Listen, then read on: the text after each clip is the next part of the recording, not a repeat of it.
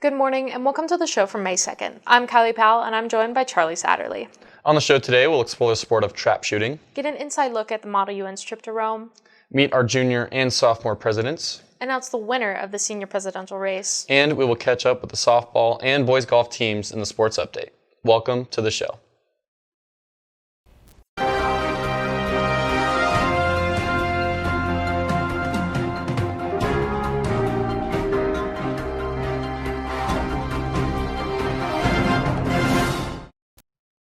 Another successful prom has come and gone. Congratulations to Lainey Lorang and the prom committee, and a special thanks to Mr. Pelfano, Mr. Robinson, Mrs. Raybuck Bonilla, Mrs. Mitchum, Randall, and Mr. Hermberger for being there to celebrate this event.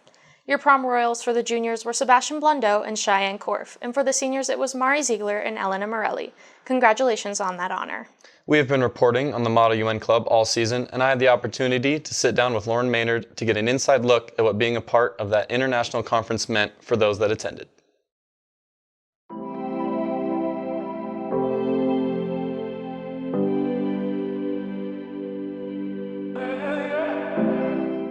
Colfax Model UN had the unique opportunity to attend an international conference with Model United Nations clubs from around the world. The Colfax Club ran into some early surprises, including new rules of debate, and somebody on the Colfax team would need to write and give a speech in front of nearly 300 people with only 20 minutes to prepare. The very first day, a couple things happened that weren't on our agenda, and our students, specifically Lauren Maynard, had to write a speech and give it to 500 people within 20 minutes of her finding out that this was something that she was going to have to do. Not only that, but the conference was laid out differently than those in the United States and those that our students have experienced before. So basically the circumstances that I was in when I found out I was going to have to give a speech in front of about 300 people was that I was sitting in like the Senate seats at Julius Caesar Hall, and I was looking around and I saw that everyone else had notes and I didn't, but I was like, okay, maybe they're just really prepared. And then I heard someone say speech, and I asked Bryson Kassler if he had any idea what was happening, and he didn't, but he asked around and gathered that I was going to have to give about a minute and a half speech. And so I turned to the guy next to me, who is from Italy. I said, hi, do you speak English? And he said yes, and I said, do you know what's going on right now? And he said, yeah, you're about to give a speech about your country and the yearly theme. The award-winning senior also mentioned considering studying abroad after going through this experience. This trip was a really meaningful opportunity that I'm really glad I got to be a part of. It gave me a lot of opportunities not only to grow my skills through Model UN, but get a lot closer to a lot of the members of our club and experience new things I had never seen before, observe new cultures, meet a lot of new people. And I'm just all around very grateful for the opportunity. I feel that I'm really open to traveling more in the future now, and I'm looking into maybe taking a term abroad just because I enjoyed it so much. It goes without saying that getting to travel the world is amazing, but a trip like this provides the opportunities for unexpected connections.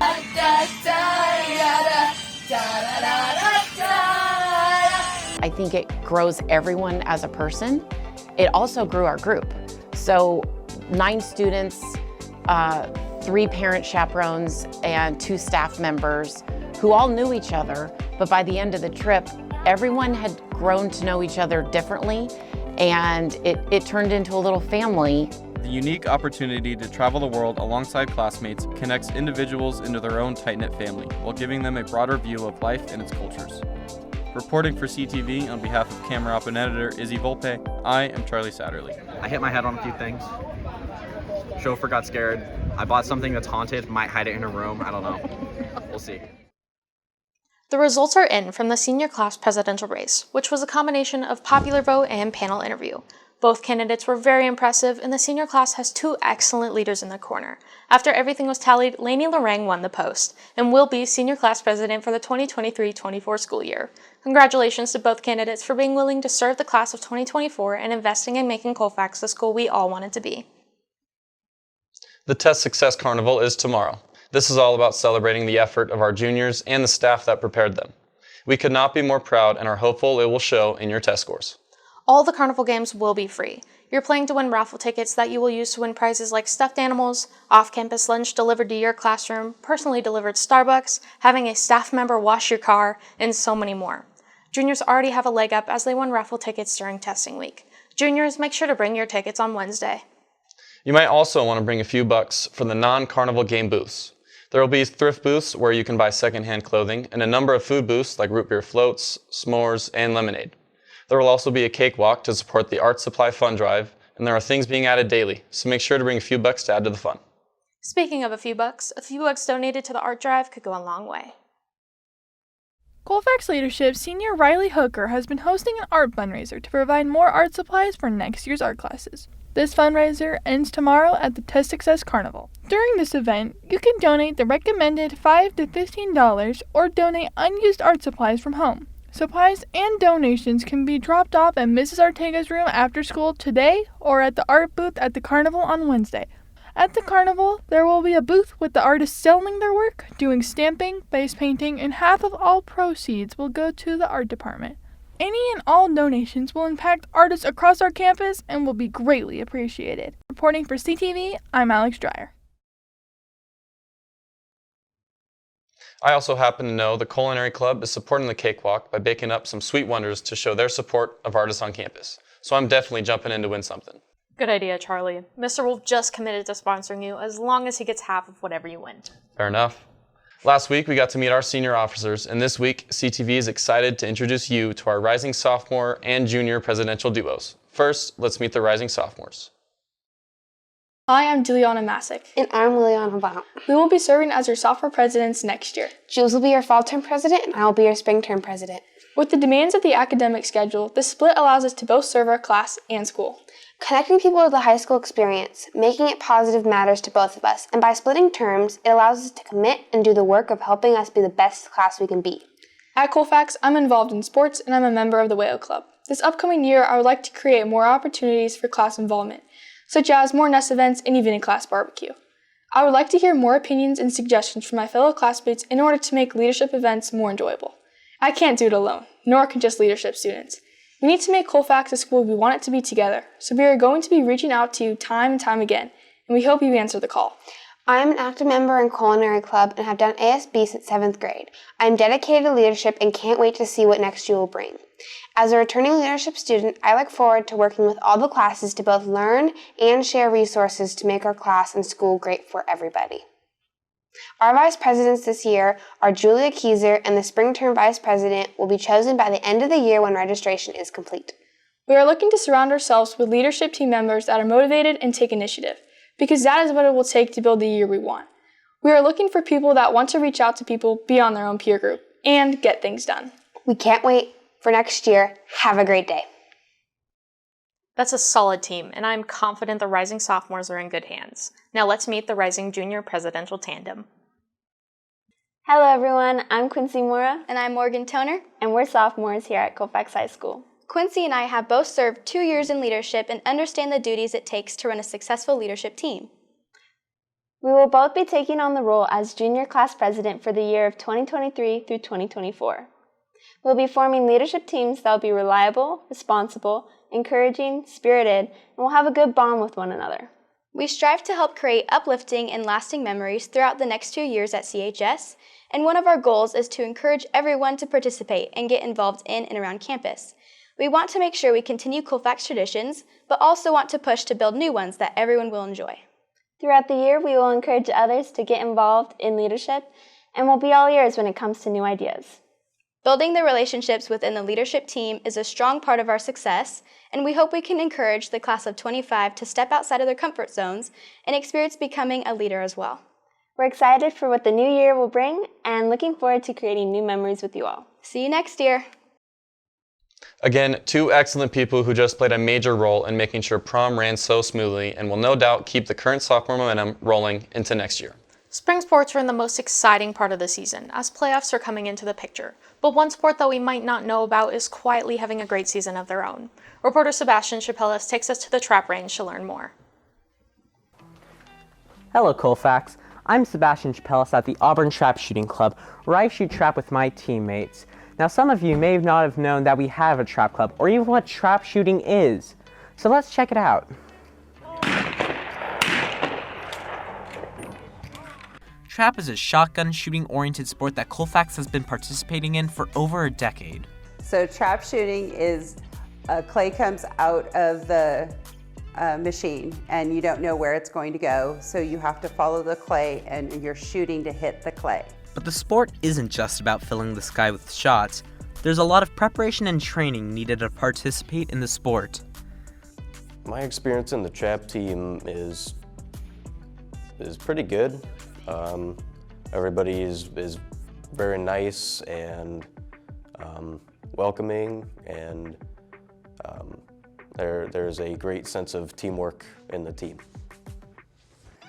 But one of the other things that I see a lot is the camaraderie between the students, the parents. It's more of a family than it is a club. We all get along, we all find out how our days have gone, and the kids get together, and they might not be friends at school, but here at Trap Team, they're a family. But trap isn't just for fun. It can also open many doors for those who join. There's a number of scholarships, all for trap shooting specifically.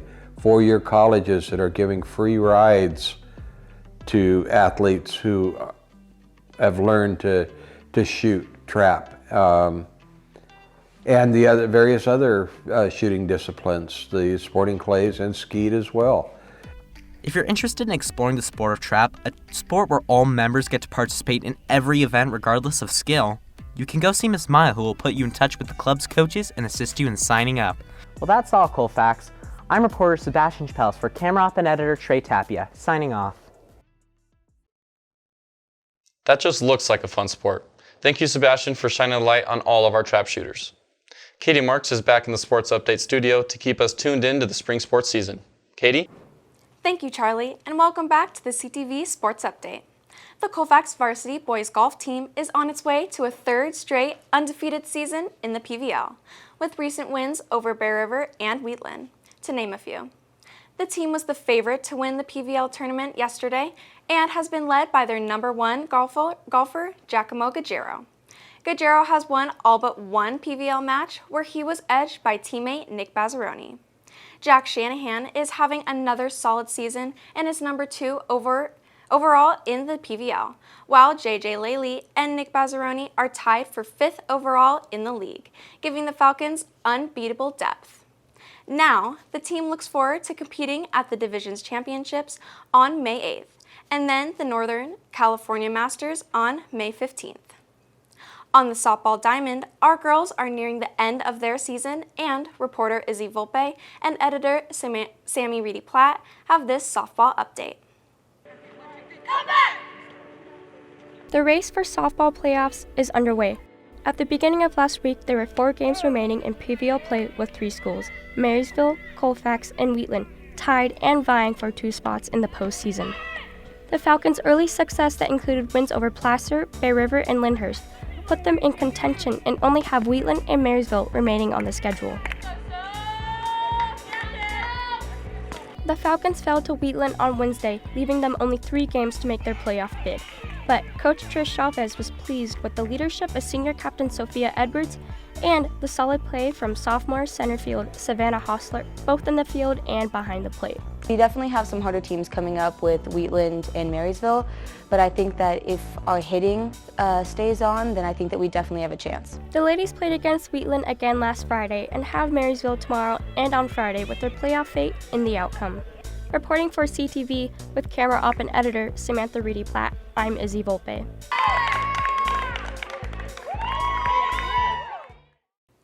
In a close match, last Friday, the softball team fell 5-1 to number 3 Wheatland and now faces 2 must-win games against number 2 Marysville to secure a spot in the playoffs.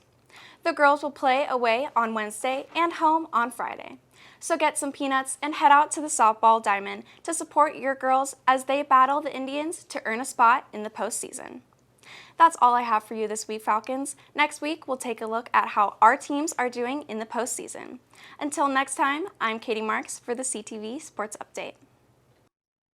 Well, that's all we have for you today, Colfax. Next week, we will get you ready for the spring concert. Kylie will be back with a particularly fun edition of Kylie on Campus. And reporter Izzy Volpe takes a ride with the Engineering Arts Club as they prepare for the Kinetic Grand Championship. Until then, I'm Kylie Powell for Charlie Satterlee. Have a great day, Colfax.